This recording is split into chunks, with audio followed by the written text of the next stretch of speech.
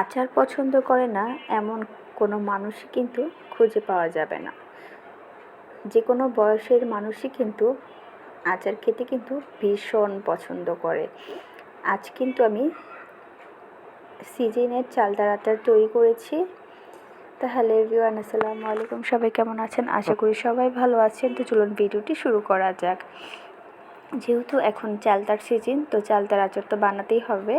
তো প্রথমে আমি 2টা ছোট ছোট চালতাকে ভালোভাবে কেটে নিয়েছি। কেটে পরিষ্কার করে আমি এখন এটাকে সেদ্ধ করতে দিয়ে দেব। আর একটু লবণ দিয়ে সেদ্ধ করব, অল্প একটু লবণ দিয়ে, তাহলে সেদ্ধটা তাড়াতাড়ি হয়। আর আমি কিন্তু একেবারে সেদ্ধ করে নেব না, 80% মতো কুক করে নেব। বারবার একটু নাড়াচাড়া দিলে কি তাড়াতাড়ি সেদ্ধ হতে সাহায্য করে।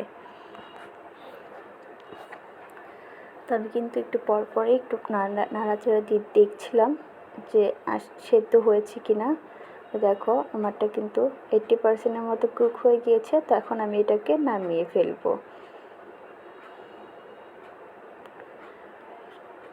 নামিয়ে কিন্তু আমি এখন এটাকে একটা স্ট্রেনারে এটাকে ঝরতে দেব, পানিটা আর কি।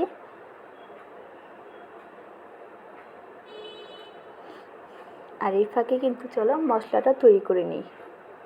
তো এখানে 5 ফোড়ন নিয়েছি, সব কিছু মিশিয়ে থাকে যে দোকানের 5 ফোড়ন, সেটা আমি নিয়েছি। এটাকে ভালোভাবে টেলে নেব। আর শুকনো মরিচটাকে আমি আগেই কিন্তু ভেজে গুঁড়ো করে রেখেছিলাম, তার জন্য এখানে আর অ্যাড করিনি। তো এটা আমি ব্লেন্ডারের জারের সাহায্যে ব্লেন্ড করে নিব এখন। আর এই ফাঁকে আমি আচার রান্নার প্রসেসিংয়ে চলে যাব। তো আমি বেশ খানিকটা সরিষার তেল দিয়েছি।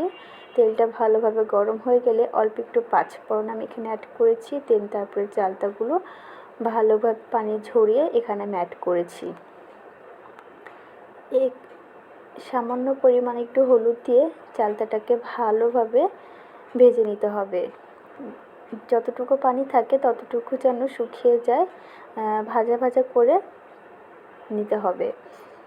তারপরে এখানে আমি দিয়ে দিব বিট লবণ পরিমাণ মতো, মানে যতটুকু ছিল তার পরিমাণ অনুযায়ী। আর এখানে আমি চিনি অ্যাড করব, যেহেতু টক ঝাল মিষ্টি আচার হবে, তার জন্য কিন্তু চিনিটা কিন্তু মাস্ট ব্যবহার করতে হবে। তো ভালোভাবে চিনিটাকে এখন দিয়ে ভালোভাবে মিশিয়ে নিতে হবে। মেশাতে মেশাতে কিন্তু চিনি থেকে এমনি পানি বের হয়ে যাবে। পানি দেওয়ার কিন্তু কোনো প্রয়োজন নেই, না হলে কিন্তু আচারটা বেশি দিন থাকবে না, নষ্ট হয়ে যাবে। তো তারপর আমি এখানে যে শুকনো মরিচ আগে থাকতে গুঁড়ো করে রেখেছিলাম, সেটা এখন আমি এখানে অ্যাড করেছি। আমি অতটা ঝাল দিব না, হালকা ঝাল দিয়েছি। আর একটু কালার আনার জন্য এখানে আমি ফুড কালার ব্যবহার করেছি, যেহেতু আচার তৈরি করব।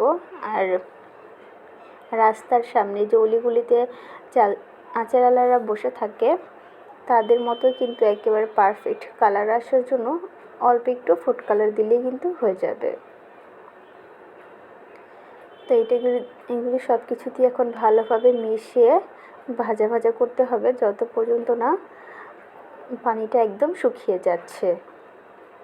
তো পানিটা কিন্তু অলমোস্ট শুকিয়ে গিয়েছে, আর আঠা আঠা একটা ভাব চলে এসেছে। তখন আমি এখানে অ্যাড করে দেব ওই যে 5 ফোড়নটা আমি টেলে নিয়েছিলাম, সেটা আমি ব্লেন্ডারের জারের সাহায্যে ব্লেন্ড করে এখানে আমি অ্যাড করে দিয়েছি।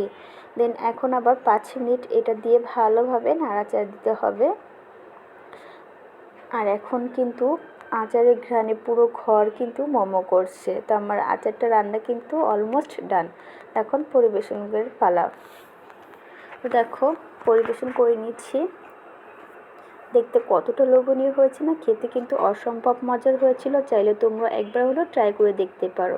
আর ভিডিওটি ভালো লাগলে like, share, comment and subscribe করে পাশে থাকবে। তো আজ এই পর্যন্ত, আবার অন্য কোনো ভিডিওর সাথে নিশ্চয়ই দেখা হবে। আল্লাহ হাফেজ।